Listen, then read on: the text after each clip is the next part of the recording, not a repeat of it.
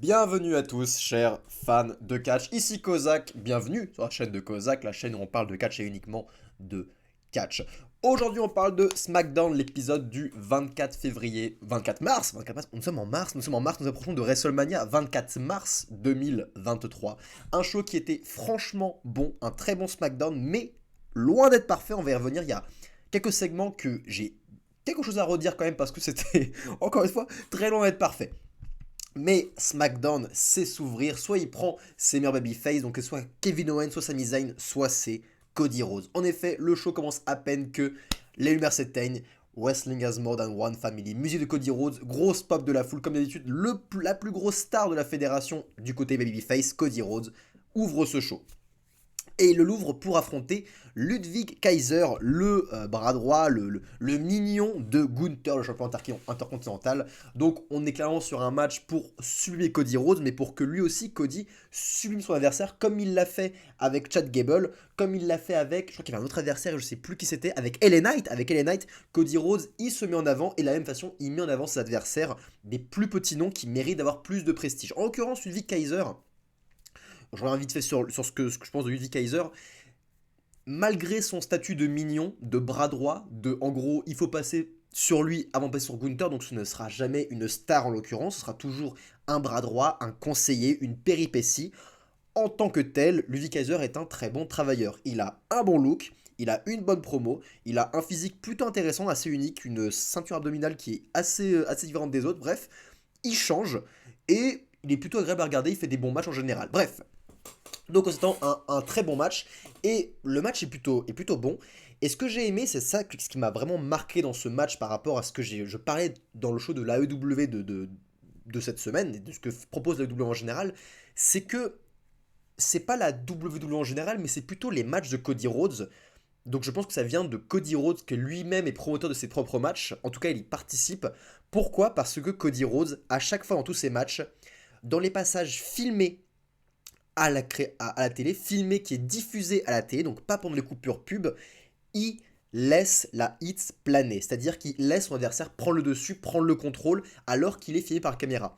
Ce que fait la EW à côté, est-ce que on fait d'autres matchs de WWE dans les dernières années, c'est plutôt que le babyface domine quand c'est filmé, et au moment de la coupure pub, le heel commence à domine, toute la hit se fait là, et dès qu'on repart dans le programme fin de la pub, le babyface revient comeback. C'est un truc qui est fait pour que à la télé, il y ait toujours la foule qui soit à fond, qui pop et tout, mais du coup, on ne voit pas le babyface galérer, et du coup, bah, on n'a pas envie forcément de l'encourager plus que ça. Et c'est important de le voir galérer. Et dans tous les matchs de Cody Rhodes face à ses mignons, face à ses petits adversaires, la hit est toujours filmée à l'écran. Donc encore une fois, est-ce que c'est vient de Triple H, est-ce que c'est vient de Cody Rhodes? J'en sais rien. En tout cas, c'est une bonne décision. Parce que au moment où le babyface va enfin revenir, va enfin être on fire, va complètement relever la foule, et ben effectivement, il va lever cette dernière. Quand Cody revient, fait son comeback, frappe ses pectoraux, la foule se lève. Et ça, c'est le résultat d'avoir autant de hits qui a été filmé et qui a été montré. Et voilà, beaucoup de travail de la part du heel. Et on parle de Ludwig Kaiser, un mignon. Et Cody Rhodes prend la peine de élever ses petits talents. Bref, donc le match n'est pas exceptionnel, c'est un match de work, c'est un match qui sert à faire lever les gens sur le comeback de Cody Rhodes, qui pour le coup a fait lever les gens. Donc, réussite. Crossroads sur Ludwig Kaiser, compte de 3, victoire de Cody Rhodes, évidemment. Ce qui est important maintenant, c'est ce qui passe ensuite. On a Paul Heyman qui était venu avec ça aussi quoi pour un peu perturber Cody Rhodes pendant son match. Et du coup, à la fin de ce match, Paul Heyman va prendre le micro, va monter sur le bord du ring avec Solo pour commencer à faire une promo. Et j'adore Paul Heyman. Paul Heyman, franchement, il a fait tellement de bien à SmackDown, tellement de bien à la WWE, il a fait tellement bien toute cette storyline. Ça n'aurait pas existé sans, bien sûr, sans Roman Reigns, mais ça n'aurait pas existé sans Paul Heyman non plus. Il a apporté tellement de crédibilité et tellement d'attention à cette histoire que, bref, j'adore ce mec, j'adore ce promoteur, il est exceptionnel, c'est le meilleur à ce qu'il fait par rapport à toute la compétition en termes de promoteur, c'est le meilleur sur le marché, Paul Heyman. Il commence en bonne et due forme en taclant l'annonceuse qui avait annoncé Cody Rhodes en première en lui disant écoute, je vais t'apprendre à faire ton boulot, hein. Voilà comment on annonce une star. Mesdames et messieurs, voilà Cody Rhodes, le prochain, le vainqueur du Royal Rumble, celui qui va affronter Roman Reigns, etc. etc. Mais voilà, avec beaucoup de peps, beaucoup de machin. Et effectivement, c'est bien mieux que ce qu'avait fait l'annonceuse, quelque part. Et c'est très heel de la tacler de cette manière. Donc, encore une fois, Paul Heyman sublime son adversaire tout en prenant de la hit, tout en se marquant comme un heel. C'est génial. C'est à double efficacité sur une seule ligne. Et il annonce, ensuite il commence à faire des annonces pour la semaine prochaine, à builder du coup le programme pour apporter de l'attention sur les programmes futurs. À Raw, on va avoir Solo Sikoa contre Cody Rhodes, et la semaine prochaine à SmackDown, nous aurons la dernière confrontation, la confrontation finale avant le match, Cody Rhodes face à Roman Reigns. Bref, le build-up a été fait, et on a hâte de voir ce Cody Rhodes versus Solo Sikoa, parce que si on a vu Raw de cette semaine, on sait que Cody avait dit à Solo tu n'es pas prêt, que Solo était très énervé. C'est un match qui est assez anticipé, qu'on a envie de voir. Donc on regardera Raw pour voir ce match qui sera probablement le main event. Une fois qu'il a fait sa petite bombe, Paul Heyman lance le micro pour normalement le lancer pour qu'il percute Cody Rhodes, mais Cody Rhodes le rattrape. Là encore, hyper malin, il rattrape le micro et directement ça nous rappelle, c'est une référence à Roman Reigns qui avait attrapé le micro que Brock Lesnar lui avait lancé avec un petit clin d'œil, on s'en rappelle. Et en faisant de la sorte, on met Cody Rhodes sur un pied d'égalité avec Roman Reigns, ce qui est hyper ingénieux. C'est une petite référence, c'est pour les spectateurs assidus, mais c'est un détail. Mais c'est génial, ça rajoute beaucoup de grains, et au pire, si on n'a pas la référence, et ben on trouve ça stylé que Cody Rhodes ait attrapé le micro. Et c'est un babyface, donc c'est chouette. Cody, du coup, avec le micro, rétorque qu'il devrait refuser ce match face à Solo Sikoa pour préserver son énergie, ce serait normal. Mais il en a rien à péter, il a battu Seth Rollins avec un pec blessé, il peut battre Solo, parce qu'encore une fois, ce dernier n'est pas prêt. Tout comme Roman Reigns n'est pas prêt à WrestleMania, il va le battre. Pouf, promo simple de Cody Rhodes, il lance le micro sur Paul Heyman, que Paul n'attrape pas. Ils sont pas sur un pied d'égalité tous les deux, et Paul ne sait pas trop comment réagir, il est complètement pantois pour reprendre les mots d'un youtubeur français connu. Euh, et c'est la fin du coup de ce segment d'ouverture. Encore une fois, très excitant. Ça a fait le café. Ça a fait le café. Le babyface a été élevé. Il a élevé un petit heel en l'office de Ludwig Kaiser, ce qui est très chouette pour lui. Paul Heyman a gagné en hit. Cody Rhodes a été élevé par Paul Heyman. Les matchs futurs ont été annoncés, ont été anticipés, c'est super chouette. Bref, on a hâte de voir la suite et on continue à booker ce programme qu'on a franchement hâte de voir. Un des main events de WrestleMania qui donne le plus envie en fait depuis ces dernières années. Cody Rhodes Roman Reigns, c'est vraiment le main event de WrestleMania qui donne vraiment vraiment vraiment envie. Je sais pas quel ancien main event de WrestleMania m'avait autant donné envie. Franchement, je sais plus. Mais celui-là, il est hyper anticipé. On a juste trop hâte de le voir. Bref, une excellente ouverture de ce SmackDown. Et suivant, c'est Charlotte Flair qui va faire son entrée pour délivrer une promo. La championne de SmackDown qui affrontera Rhea Ripley à WrestleMania pour là aussi un match anticipé, mais qui malheureusement souffre d'une construction bien moins bonne que celle de Roman Reigns et Cody Rhodes. Et en l'occurrence, ce segment, quand je l'ai vu, je me suis dit, mais qu'est-ce qui s'est passé? Qu'est-ce qui s'est passé avec ce segment? C'était hyper étrange. Charlotte Flair était livrée à elle-même. On n'a pas eu d'interférence, il n'y a pas eu de Rhea Ripley, c'était juste une promo de Charlotte simple pour hyper son match. Faisons un petit contexte pour remettre les pieds sur terre. Par rapport à tout ce qui s'est passé avant. Rhea Ripley, l'adversaire, c'est qui a gagné le Royal Rumble, est une heel badass. C'est une heel, c'est l'adversaire, on est censé la huer, mais elle est tellement badass qu'on adore la voir. Elle occupe la même place qu'un Roman Reigns. Roman Reigns, on le hue parce que c'est le heel, mais en même temps on le trouve extrêmement cool. Et on adore voir ses matchs. Rhea Ripley, c'est un peu la Roman Reigns féminine à la WWE. Elle occupe à peu près la même place. Mais ça reste une heel. On ne peut pas l'acclamer. En face d'elle, il faut une babyface. Ils ont choisi Charlotte. Charlotte qui s'est un peu démenée pour essayer d'être une babyface, même si au fond d'elle, ça marche pas beaucoup parce que c'est une heel née. Et cette promo va complètement le refléter. Alors elle commence sa promo de manière très babyface en revenant sur les propos de Rhea Ripley. Rhea disait qu'elle avait peur, mais Charlotte dit que non, elle n'a pas peur, tout ce qu'elle fait c'est respecter ses adversaires, blablabla, bref, elle se défend, elle campe ses positions. Face à Becky, face à Ronda, face à Natalia, tout ce qu'elle a fait c'est respecter ses adversaires, elle n'a jamais eu peur. Et là le public va commencer à chanter What, le chant de Stone Cold Steve Austin, un chant qui est assez agaçant au final, qui gêne les catcheurs. Mais bon, ces derniers savent le gérer et peuvent passer à autre chose et reprendre le public dans leur poche. Charlotte l'a très mal géré. Extrêmement mal géré. Le public a commencé à lui chanter What? Et là, Charlotte paraissait extrêmement agacée et a directement coupé le public de manière un peu agressive en leur disant vous n'allez pas me watter, par contre, les gars, vous jouez quand même tout de suite, c'est important ce que je veux dire, d'accord? Et ça faisait assez agressif. Et surtout qu'elle a enchaîné ça par se plaindre ensuite à quel point ce même public, euh, la, ce même public l'a trash talké pendant toutes ses runs de championne, à quel point elle a enduré tout ce que le public lui disait. Et c'est un discours de heel, ça. C'est hyper étrange, le fait qu'on ait cette catcheuse qu'on est censé soutenir, la babyface de ce programme, qui commence à se plaindre des réactions du public, c'est extrêmement heel. Ça rappelle tout ce que font actuellement Ruby Soho, Saraya et Toni Storm à la AEW. Des discours de heel, elles se plaignent de ce que pense le public par rapport à elles, du fait qu'elles ne soient pas assez supportées. Et c'est hyper étrange parce que même les faciès de Charlotte font aussi extrêmement heel. Et comme je disais, c'est quelque chose de très naturel envers elle. C'est une heel née, Charlotte. Et depuis son retour, elle s'est un peu battue pour avoir ce rôle de babyface. On sent qu'elle fait des efforts, mais on sent que ce n'est pas naturel. Ça n'a jamais été naturel. Elle essaye, mais elle n'y arrive pas.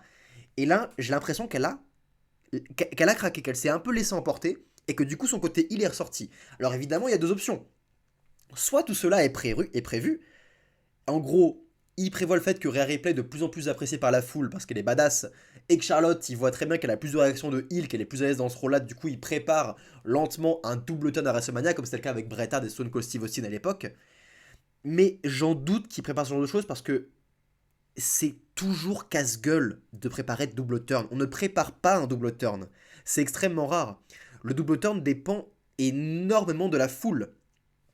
Hogan face au Rock et Stone Cold face à Bret Hart. Des double turns qui ont marché parce que la foule l'a décidé d'exécuter un double turn. Dans ce cas-là, on ne peut pas préparer ces choses-là, ça fait très forcé. Et ça, c'est la première option, du coup, mais c'est une option que je trouve extrêmement casse-gueule de préparer cette chose. Ou alors, deuxième option, c'est un énorme ratage de Charlotte qui s'est viandé pour gagner de la sympathie, pour se mettre à la place de Babyface. Et je vais vous dire pourquoi je pense que c'est plus cette option-là que Charlotte a raté sa promo. C'est parce que on a vu lundi, quand Rhea Ripley a affronté Bayley, que le public ne pouvait pas encourager Rhea Ripley. Lundi, on a eu un match heel contre heel. Une heel purement agaçante, Bayley, et une heel badass, Rhea Ripley. La foule était morte parce que la foule ne va pas encourager Rhea Ripley. Elle adore voir Rhea Ripley, elle adore voir les mimiques, le selling de Rhea Ripley, mais jamais elle va l'encourager, jamais elle va faire Rhea, Rhea. Non, parce que c'est une heel. Que le public n'encouragera jamais Roman Reigns. Jamais. Donc, en l'occurrence, avec ce programme-là, ce qu'il faudrait faire, c'est que Charlotte devrait incarner véritablement la babyface. Chose qu'elle n'arrive pas à faire depuis le début de cette rivalité. Ce qui explique pourquoi ce programme est casse-gueule. On a une heel née qui essaie d'être une babyface, et une heel badass qui fait très bien son taf, mais qui n'a pas l'opposante en face d'elle, qui va dégager de la sympathie pour que le match soit littéralement intéressant. J'ai hâte de voir ce match. En fait, j'ai hâte de voir ce match pour le résultat. J'ai hâte de voir Rhea Ripley détrôner Charlotte et prendre cette place de heel dominante qu'avait Charlotte à l'époque. C'est ça que j'ai hâte de voir. Mais le match en lui-même m'intrigue pas plus que ça, malheureusement. Il va être très bon techniquement, mais ce match manque d'un babyface fort. Et ce n'est pas la faute de Rhea Ripley qui incarne à la perfection ce rôle de heel badass. Ce qui manque en face d'elle, ce qui manque, c'est que Charlotte Flair n'est pas Cody Rhodes. Rhea Ripley est Roman Reigns, mais Charlotte Flair n'est pas Cody Rhodes. Et c'est là où le bas blesse. Mais le suivant, nous avons un match. Rey Mysterio affronte LA Knight. Un peu de contexte pour ce match. Rey Mysterio actuellement est en rivalité contre son fils Dominic Mysterio. Rey refuse le challenge de son fils qui veut l'affronter à WrestleMania. Et LA Knight, qui avait perdu son combat face à Xavier Woods, et je vais y revenir, avait ensuite provoqué Rey Mysterio, l'avait un peu provoqué backstage, et ça a permis ce match cette semaine-là. J'en ai pas parlé la semaine dernière parce que je ne pouvais pas, j'étais pas disponible pour en parler, mais j'aurais adoré parler de cette décision outrageuse d'avoir fait perdre LA Knight face à Xavier Woods. J'arrête pas de parler de la WWE ces derniers temps pour dire qu'à quel point leurs segments et leurs matchs, si même ils ne sont pas excellents, font sens pour le build-up. Ils font toujours sens. La décision d'avoir fait perdre LA Knight face à Xavier Woods la semaine dernière, je ne l'ai pas compris et elle m'a profondément choqué. Genre vraiment. On a ce mec, LA Knight, qui est un catcheur, un excellent worker, qui a une putain de bonne promo, qui sait déclencher des rivalités très facilement, qui a un parfait heal de mid-card, qui déclenche des réactions près de la foule, qui sait se mettre over, qui s'est mis over tout seul face à Bray Wyatt, et il fallait le faire. Ce même mec, qui a eu un super match face à Cody Rhodes, qui a eu un match plutôt bon face à Xavier Woods, bref, mais il a perdu ce match face à Xavier Woods, alors qu'il n'y a pas de projet Xavier Woods. C'était clairement, LA Knight a fait le taf de jobber, de heel, un peu lâche, qu'on se moque de lui parce qu'il perd tous ses matchs. C'était une décision absolument conne. Et là, ils ont l'occasion de rétablir un peu le tir. Du moins, je l'espère. Je suis un peu en stress, vous voyez. Et le match, effectivement, est très chouette. Rey Mysterio, LA Knight, ils ont une putain de bonne chimie. LA Knight, il est complètement over. Rey Mysterio, il sait faire d'excellents comebacks. Bref, c'est un match back and forth, ça revient, ça se compte, ça rattaque. Et c'est vraiment très très bon. Mais évidemment, parce que le programme, l'intérêt ce n'est pas le match, c'est le programme, c'est ce qui se passe entre Rey Mysterio et Dominic Mysterio, parce que ce dernier fait son entrée et intervient et va finir par causer la défaite de son père en le distrayant, et du coup, LA Knight va enchaîner avec un roll-up pour gagner la victoire. Le match était très très bon, il y a juste un petit raté à un moment où LA Knight s'est un peu mal respecté dans les cordes, il était censé se mettre en position pour le 6-1 Night, et ça se voyait que c'était mal branlé, du coup il s'est lui-même mis dans les cordes. Bon, c'était un petit raté, mais franchement ça enlève rien à la qualité de ce match qui était très très bonne, surtout que c'est le final, du coup c'était pas très très grave, ça a pas trop perdu en cohérence.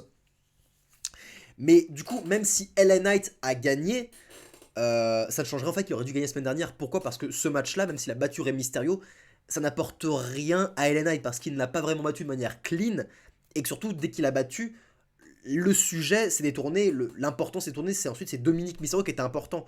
Du coup, on ne se rappellera pas de cette victoire de LA Knight, alors que la semaine dernière, c'était un match tout à fait 1v1 totalement clean, il aurait dû battre Xavier Woods. Mais bref, arrêtons de parler d'LA Knight qui a fait un bon travail ce soir, parlons de ce qui se passe ensuite parce que, mon dieu, c'était bon. Ce qui s'est passé ensuite, c'était extrêmement bon.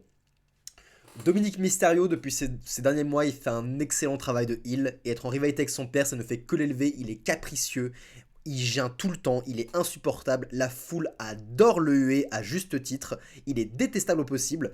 Il n'a pas une échappe de malade, du coup, il fait un peu ingrat dans ce milieu-là. Bref, il a tous les éléments pour être détestable. Et même sa promo fait très étrange, très à la fois naturel et pas naturel. C'est vraiment un juste milieu qui est assez naze, où du coup on a envie de huer ce qu'il dit en fait. Il est naturellement détestable. Et c'est génial d'avoir un heal comme ça, c'est fantastique. Mais bref, Dominique a le micro et il est encore une fois en train de chercher son père pour que ces deux se battent. Il le challenge à WrestleMania et Rey Mysterio encore une fois lui fait non, je ne me battrai pas contre 3 et il commence à partir. Sauf que, petit détail, la famille Mysterio, la femme de Rey Mysterio et la fille de Rey Mysterio sont aux premières loges. Et Dominique les voit. Et là, il va commencer à les provoquer. Après s'être fait évincer du groupe familial WhatsApp, ça c'est un truc qui s'était pas assez rare, c'est vrai que je l'ai pas mentionné, mais que Dominique Mysterio soit fait évincer du groupe familial WhatsApp, mais c'est si drôle, c'est incroyable, c'est incroyable je trouve, dans le cas même évidemment. Donc après s'être fait évincer de ce groupe WhatsApp, il va commencer à bâcher sa famille, il va commencer à tacler sa mère, à lui dire de toute façon t'es comme mon père, t'es qu'une mère, t'es qu'une pauvre, t'es pas une vraie mère et tout. Elle est sans voix, elle fait Dominique s'il te plaît, il lui arrache le micro des mains et lui fait ta gueule maman comme l'aurait fait Jojo Bernard. Si vous vous rappelez Jojo Bernard, il lâche son meilleur ta gueule maman. La foule, il y a une grosse réaction là, une grosse hit et là Ray, dès qu'il entend ça, il intervient. Il avance doucement vers Dominique, on sent que ça monte, Dominique il fait allez qu'est-ce que tu vas faire, qu'est-ce que tu vas faire. Et là Rey Mysterio il fout une baigne interstellaire à Dominique qui tombe au sol. Et la foule pop comme pas possible. Et moi de même je pop quand je vois Rey faire cette baigne à Rey Mysterio, mais c'est jubilatoire. Des semaines qu'on attend ça, c'est un truc de taré. Et par terre, Dominique Mysterio fait totalement pitié et Rey annonce plus jamais tu manques de respect à ta mère, t'as compris, c'est ma femme, tu voulais un match, tu l'as. La promo, elle est pas excellente, elle est pas très bonne, Rey n'a jamais été très bon à ce niveau, mais après la baigne monumentale qu'il a mis à son fils, franchement c'est pas grave, ça marche, on s'en fout que cette promo soit pas bonne, l'important c'est que il ait foutu cette baigne, qu'il ait enfin été physique avec son fils et que enfin ce match a été annoncé à WrestleMania. On aura Dominic Mysterio face à Rey Mysterio. Oh putain, ça va être jubilatoire, ça va être jubilatoire comme hâte. J'ai hâte de voir ça. Je pense que Rey et Dominic, eux, dans la vraie vie, sont vraiment excités de faire ce truc. Un père et son fils qui vont se battre devant je ne sais pas combien de gens sur la reine la plus grosse du monde. Ça va être fantastique pour eux. Et à la fin, Rey Mysterio embrasse sa femme, embrasse sa fille. Sa femme est en pleurs. Enfin, vraiment, c'est trop cool. Cette rivalité, elle fonctionne du feu de Dieu. On a hâte de les voir s'affronter. Bref, excellent segment. Suivant, on a un match tag team féminin, Natalya et Shotzi qui affrontent Lacey Evans et Xia Li. Le but, c'est que les gagnantes vont se qualifier au Fatal 4-Way féminin pour déterminer les nouvelles challengeuses numéro 1 au titre par équipe féminin. Et juste quand je vois ça, quand je vois cette affiche, je suis désolé, mais qui en a quelque chose à foutre? Le problème, c'est pas les talents féminins en soi, c'est que ces équipes n'existent pas. C'est des équipes qui sortent littéralement du cul.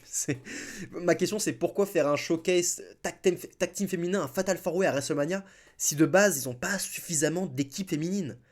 J'ai rien contre les talents. J'ai un problème contre le fait d'avoir ces équipes qui sont forcées, qui n'ont aucune alchimie d'équipe.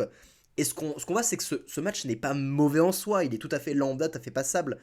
Mais on ressent jamais l'esprit équipe dans ce match. Et c'est normal, c'est que ce ne sont que des talents solo.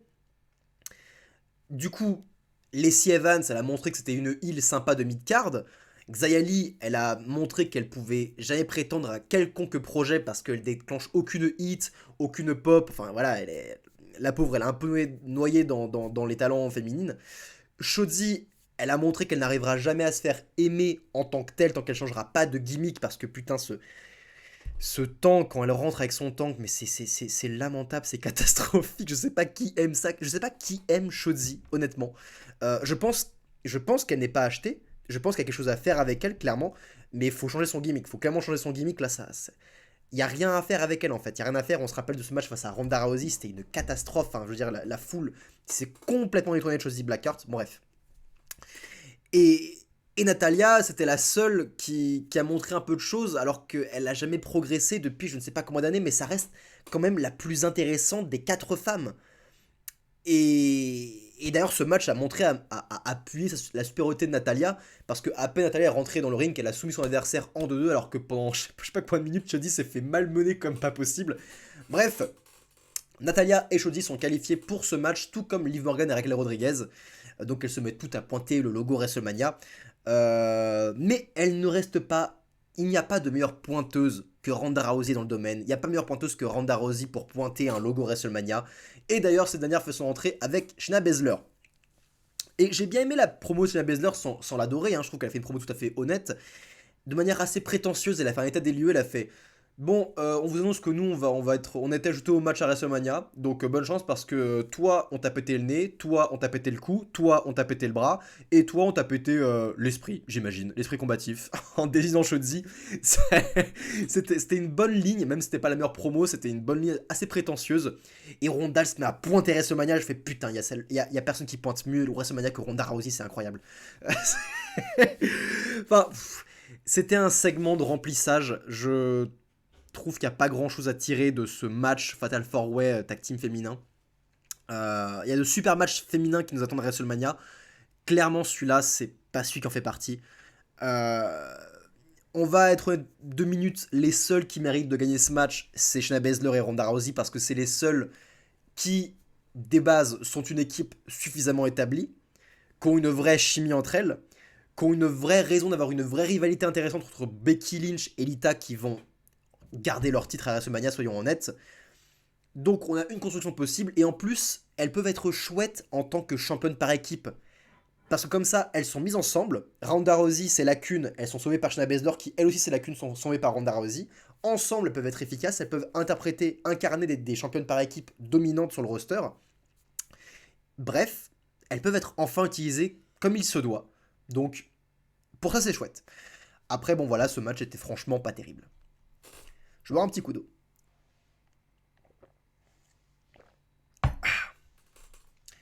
Suivant, on se rapproche du main event. On a une signature de contrat pour le championnat intercontinental. Avant de parler de ce segment, j'aimerais revenir sur ce match, sur le constat, où est-ce qu'on en est actuellement. et pourquoi je suis pas fan de la direction que prend cette histoire. Quand ça a été annoncé au début du mois que McIntyre était intéressé par le championnat intercontinental, je me suis dit, oh putain, on va voir McIntyre face à Gunther à WrestleMania. Le match, je l'ai hyper anticipé. Sauf que Sheamus s'ajoutait à l'équation. Sheamus s'ajoutait à l'équation et on a commencé à avoir une rivalité Sheamus-Drew McIntyre pour savoir qui serait le véritable challenger pour Gunther. Là-dessus, j'ai aucun problème. Là-dessus, je trouve ça chouette, ça rajoute de l'histoire, ça rajoute un peu de grain. Mais pour moi, cette rivalité Sheamus-McIntyre, c'était une rivalité de transition pour remplir un peu les shows hebdomadaires, jusqu'à ce qu'on arrive à la rivalité Gunther face à McIntyre. Sauf que plus les semaines ont passé, plus les gens commençaient à vouloir réclamer un triple threat. Je ne sais pas si Triple H avait prévu de base de faire un triple threat, ou si c'est la réaction des fans de quémander, à avoir absolument envie de voir un triple threat, qui a poussé Triple H à prendre cette décision, j'en ai aucune idée. Le fait est que je trouve que ce n'est pas une bonne décision, parce qu'au voilà, fur et à mesure, ça s'est avéré que McIntyre et Sheamus ont été tous les deux qualifiés pour affronter Gunther, alors que Gunther lui-même a provoqué cette décision. Enfin, ça ne faisait aucun sens. Lui qui quémande un match solo, c'est lui-même qui provoque le fait que ce soit un triple threat. Bref, cette construction a été assez chaotique, et que surtout, en ayant ce triple threat, c'est ma principale frayeur, et ce segment l'a montré, l'a valorisé, c'est que l'accent est mis sur la rivalité McIntyre et Sheamus, et pas sur le fait de détrôner Gunther pour le titre intercontinental. On perd de vue l'objectif principal de ce match. Qui sera le champion intercontinental? Ce segment et le match qui a suivi se sont ouverts entre Drew McIntyre et Sheamus qui se confrontent, et c'est terminé par Drew McIntyre et Sheamus qui se confrontent. On perd de vue ce qui devrait être l'enjeu principal, et c'est trop dommage. Et Gunther, quand il n'arrêtait pas de dire que lui c'est un catcheur, un vrai catcheur, un lutteur professionnel au sens premier du terme, lui il veut des 1v1, et son règne a été établi, a été façonné par des matchs en 1 versus 1. Pour moi, ce triple threat, c'est un peu un aveu d'échec, un aveu d'échec, pardon. Et je ne sais pas encore une fois qu'est-ce qui a poussé à prendre cette décision. Les gens sont hypés. Moi, je suis un des rares qui trouve que c'est une mauvaise idée. Mais bref, voyons où tout cela nous mène. La signature de contrat se lance. Drew et Sheamus, ils se chauffent un peu. Sheamus a quelques supporters. Drew aussi a des supporters. Les gens sont un peu 50-50. Personnellement, je défends Drew McIntyre parce que ce qu'il dit sur Sheamus, c'est vrai, je trouve. Que Sheamus, effectivement, s'affiche comme quelqu'un qui se plaint énormément parce que bouh, c'est pas un grand slam champion, bouh, McIntyre lui vole ses opportunités, alors que Sheamus a perdu face à Gunther. Bref, Drew il avance des faits alors que Sheamus se plaint. Je suis clairement au côté de Drew McIntyre, mais Sheamus a des supporters, tant mieux pour lui. Adam Pearce, avant que tout se dégénère, les fait signer. Donc les deux signent, Gunther fait son entrée, et là encore c'est là où je montre que j'ai un problème. Les deux ont signé le contrat, la musique de Gunther arrive, grosse pop de la foule, et McIntyre et Sheamus se fixent entre eux, ne regardent pas Gunther faire son entrée. Encore une fois, ils montrent que leur enjeu, leur principal problème, c'est leur rivalité, et c'est pas de détrôner Gunther qui est le boss final pour eux, littéralement. Donc encore une fois, j'ai un problème avec ça, c'est que, putain, ils mettent un accent sur la rivalité secondaire et pas sur la rivalité principale, et c'est trop dommage. Surtout que Gunther est le champion intercontinental le plus dominant des temps modernes. Bref, c'est vraiment une énorme erreur. Mais bref, Gunther, il va sauver un peu cette promo parce qu'il a été vraiment trop cool. Jusqu'à présent, je trouvais Gunther un peu faible au micro, mais là, il m'a clairement prouvé le contraire. Il est certes un peu faible au micro, mais il a une énorme qualité dans ce genre de segment, c'est qu'il est unique et imprévisible. Et il m'a énormément rappelé Brock Lesnar sur quelques aspects. Je sens que ce mec, Gunther, est intelligent, et il sait comment se rendre over et intéressant. Alors comment il fait, vous allez me dire? Il arrive, explique-toi Adam, explique-toi pourquoi je suis là, je vais signer un contrat qui va dire que si je peux perdre mon titre sans me faire piner par un de ces deux mecs. Un peu énervé, il signe, il dit à tout le monde qui peut les battre, et là il dit à Butch aussi, Butch qui était là à côté de Sheamus, putain et toi t'es qui d'ailleurs? Butch énervé, il se rue sur Gunther, il est hors de lui, il jette Butch, il s'énerve, il chope la table, et il la jette, il l'envoie valser aux abords du ring, mais genre de manière complètement random, et de manière hyper impressionnante. Franchement j'ai cru qu'elle allait arriver sur les gens à la table. Et vraiment, j'étais putain de merde. Vraiment, personne s'y attend de voir ça. Le mec est excitant, en fait. Le mec te fait des moves hyper imprévisibles. Et oui, te rappelle Brock Lesnar sur ces aspects-là. Au micro, ce n'est pas le meilleur, mais il sait se rendre unique et il sait se rendre over. Il est extrêmement balèze, il a fait une prouesse de force. Et là, direct, il leur donne un match contre Butch à Adam Pearce. Adam Pearce, il est terrorisé, il fait ok, tu vas voir un match. Et du coup, on a le match. Et le match, c'est putain de chouette. Ce sera notre main event en termes de match. Gunther a brutalisé Butch tout du long. Et j'adore voir Gunther catcher. J'ai l'impression que tout le public adore voir Gunther catcher. Un catch extrêmement simple, mais à chaque offense, tu sens la douleur physique à chacun de ces putains de coups. Le mec, il fait pas semblant. Les gars en face s'en prennent plein la gueule. C'est chaud, hein. Mais on adore voir ce genre de match. C'est exceptionnel. Butch, quand même, il montre un peu d'offense, il montre quelques craquages de doigts, voilà, il fait un peu le show, il montre un peu ce qu'il sait faire.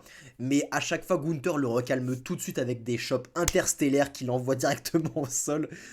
À un moment dans le match, les trois adversaires, Drew McIntyre, Sheamus et Gunther, vont se confronter. Euh, Drew va arriver. Ils vont se confronter, pardon. Ils vont sauter un peu à l'extérieur. Il y a Butch qui va sauter sur McIntyre par erreur. Par erreur, ça va un peu se battre. Sheamus, il va faire un bro kick à Drew McIntyre. Bref, ça se confronte. Là, Gunther, il prend l'avantage. Il fait son finisher. Pin sur Butch. Il remporte la victoire. Sheamus et Gunther, du coup, ils se confrontent. Ça pointe WrestleMania. Du moins, ça le regarde. Et là, Drew arrive de nulle part pour faire un Claymore sur Gunther. Et du coup, le plan final, c'est là où je voulais en revenir. Le plan final, tout ce bordel de s'après-match, c'est Drew McIntyre et Sheamus qui se confrontent, qui se fixent. Et je pense que ça, c'est un grand nombre d'entre vous. Moi aussi, attention, j'ai hâte de voir ce match, j'ai hâte de voir ce triple threat, ça va être un bon match, évidemment. Mais je démordrai pas que j'aurais infiniment préféré un 1v1 Gunther contre Drew McIntyre. Je pense que ça aurait plus élevé les deux. Gunther n'aurait pas été diminué par la décision conne qu'il a prise la semaine dernière. Drew McIntyre aurait vraiment reglé en sympathie, je pense, avec un objectif central. Comme c'était le cas dans sa réalité face à Roman Reigns pour Clash of the Castle, le gars avait réussi à regagner en sympathie parce qu'il avait un objectif clair et net, il s'établissait comme un pur babyface. Là, on aurait la même construction, et quel que soit le résultat, les deux gars auraient été over. Là, on se perd royalement. Pour moi, Drew McIntyre aurait dû gagner sa rivalité secondaire face à Sheamus la semaine dernière, pour ensuite transitionner à partir de cette semaine pour sa rivalité face à Gunther. Avec un face-à-face assez impressionnant, deux grosses têtes, deux gros mastodontes qui vont se battre. Grosse occasion manquée, je trouve. Mais ce n'était pas mauvais parce que Gunther était là et Gunther a montré qu'il est extrêmement divertissant. Bref. Et nous voilà enfin pour le vrai, véritable main event de la soirée. Un segment, un KO show, un segment où Kevin Owens tient une sorte de conférence avec Kevin Owens en gros. Je vais être beaucoup plus court là-dessus. Le segment est intéressant. Il n'est pas incroyable, mais il est intéressant. Il est bon, il fait avancer les choses en fait. Il est complètement utile et complètement efficace. Dans ce segment, en gros, Kevin Owens va inviter Sami Zayn. Et ce que j'aimais que ce segment, du coup, pour qu'il build leur rivalité face aux Usos, ce que j'aimais que ce segment, c'est que ce segment met en avant ce qui pourra potentiellement poser problème à Kevin Owens et Sami Zayn, cette nouvelle équipe, dans l'avenir. Pas maintenant, mais dans l'avenir, ce qui pourra poser problème, à savoir l'ego. Beaucoup de petites pistes là-dessus. Ils sentent qu'ils sont... On sent qu'il y a une sorte de petite brouille où Kevin Owens a dit tu voulais qu'on rentre séparément, voilà, je t'ai fait rentrer séparément, je comprends tout à fait, hein, tu voulais avoir ta pop, la foule qui t'aime, mais c'est vrai qu'il y a une putain de réaction, je comprends à peu près. T'es content du coup, t'es content de ça Sami Zayn il fait ouais, enfin, oui, enfin, je n'ai pas quémandé ça, bien sûr, oui, c'est cool, mais bref, ils sont pas tout à fait d'accord, tu vois. Et Kyo, on sait pas s'il est jaloux ou si vraiment il est complètement content de ça. Direct, ça enchaîne après. D'ailleurs, Sami, je t'ai fait un t-shirt. Il voit le t-shirt, c'est marqué Kiomania dessus, et on est en mode, ah bah super cool, ça parle de Kevin Owens, quoi, il met Kevin Owens en avant. Kevin Owens direct fait, mais non, mais ça c'est le dos, ce qui importe, c'est le devant du t-shirt. Il le retourne, c'est marqué Wrestle Zenia. Sami est trop content, ils se font un câlin, avec Owens, la foule elle pop. Là, ils se font agresser par les Usos, il y a la confrontation en fin de show, bref, évidemment, but de la suite. Mais ce segment, pas incroyable, pas mythique, pas culte, on va pas le revoir et le revoir, il est quand même intéressant parce qu'il a permis beaucoup de choses. Il a permis à rapprocher encore plus Kevin Owens et Sami Zayn en les montrant, en les montrant comme une véritable équipe en faisant ce câlin, tout en montrant à terme ce qui pourrait les déchirer, à savoir l'ego des deux catcheurs. C'est hyper ingénieux.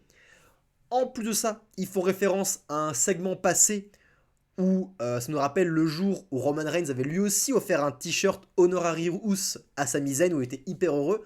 Donc on fait référence au passé tout en liant cette équipe, tout en montrant leurs failles. Bref, c'est intéressant, c'est bien exécuté. Est-ce que ça aurait dû terminer le show? Là-dessus, je suis pas totalement sûr. Peut-être que Cody Rhodes aurait été mieux vu pour terminer le show comme un pure main event, ou alors Gunther que j'ai vraiment aimé cette performance. Mais néanmoins, ça reste un bon segment utile qui clôture ce SmackDown, encore une fois, un bon SmackDown, loin d'être parfait, mais bien exécuté, qui avait des segments intéressants et qui a un focus clair WrestleMania. La seule qui a échoué dans l'exercice pour moi, c'est Charlotte Flair. C'est la seule qui a clairement une ligne directrice avec un plan de bataille bien exécuté, promo, combat, confrontation, et c'est la seule qui n'a pas réussi à se mettre over en tant que babyface. Pour moi, Charlotte, c'est celle qui a échoué dans sa construction face à WrestleMania. Dites-moi si vous êtes d'accord avec ça. En tout cas, c'était Kozak. On se retrouve très bientôt pour parler de catch, d'Euro, d'AEW, de CM Punk qui fait des siennes. J'ai hâte. Je sais pas si j'en parlerai sur ce truc qui s'est passé sur Instagram. Peut-être que j'en parlerai, on verra. En tout cas, je vous souhaite à tous de passer une très bonne journée, un très bon week-end. J'ai jamais dit ça, mais c'est pas grave. Prenez soin de vous, chers fans de catch.